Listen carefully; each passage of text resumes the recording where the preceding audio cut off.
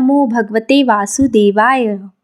नमस्कार प्रिय दर्शकों, आप सभी का एक बार फिर से स्वागत है हमारे चैनल दिव्य देव दृष्टि में। अर्जुन कहने लगे कि हे जगदीश्वर, मैंने अश्विन कृष्ण पक्ष अर्थात इंदिरा एकादशी का सविस्तार वर्णन सुना। अब आप कृपा करके मुझे अश्विन क्वार माह के शुक्ल पक्ष की एकादशी के विषय में भी बतलाइए। इस एकादशी का नाम क्या है तथा इसके व्रत का विधान क्या है? इसका व्रत करने से किस फल की प्राप्ति होती है? कृपया यह सब विधान पूर्वक कहिए।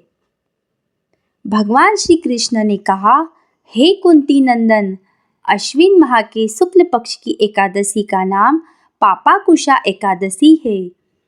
इसका व्रत करने से सभी पाप नष्ट हो जाते हैं तथा व्रत करने वाला अक्षय पुण्य का भागी होता है।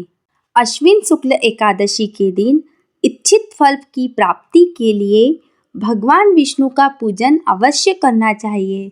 इस पूजन के द्वारा मनुष्य को स्वर्ग लोक की प्राप्ति होती है। हे अर्जुन, जो मनुष्य कठिन तपस्याओं के द्वारा फल की प्राप्ति करते हैं, वह फल इस एकादशी के दिन क्षीर सागर में शेषनाग पर सहन करने वाले भगवान विष्णु को नमस्कार कर देने से मिल जाता है और मनुष्य को यम के दुख नहीं भोगने पड़ते। मनुष्य को पापों से बचने का दृढ़ संकल्प करना चाहिए। भगवान विष्णु का ध्यान स्मरण किसी भी रूप में सुखदायक और पाप नाशक है, परंतु पापाकुशा एकादशी के दिन प्रभु का स्मरण कीर्तन सभी क्लेशों व पापों का शमन कर देता है।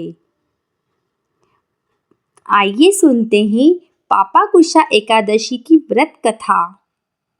प्राचीन समय में विंध्य पर्वत पर क्रोधन नामक एक बहेलिया रहता था। वह बड़ा क्रूर था। उसका सारा जीवन हिंसा, लूटपाट, मद्यपान और गलत संगति पाप कर्मों में बीता। जब उसका अंतिम समय आया, तब यमराज के दूत बहेलिया को लेने आए और यमदूत ने बहेलिया से कहा कि कल तुम्हारे जीवन का अंतिम दिन है, हम तुम्हें कल लेने आएंगे। यह बात सुनकर बहेलिया बहुत भयभीत हो गया और महर्षि अंगिरा के आश्रम में पहुंचा और उनके चरणों पर गिरकर प्रार्थना करने लगा। हे ऋषिवर, मैंने जीवन भर पाप कर्म ही किए हैं।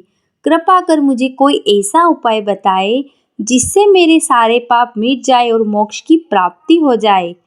उसके निवेदन पर महर्षि अंगिरा ने उसे अश्विन शुक्ल की पापाकुशा एकादशी का विधि पूर्वक व्रत करने को कहा। महर्षि अंगिरा के कहे अनुसार उस बहेलिया ने यह व्रत किया और किए गए सारे पापों से छुटकारा पा लिया और इस व्रत पूजन के बल से भगवान की कृपा से वह विष्णु लोक को गया। जब यमराज के यमदूत ने इस चमत्कार को देखा तो वह बहेलिया को बिना लिए ही यमलोक वापस लौट गए। जय श्री हरि।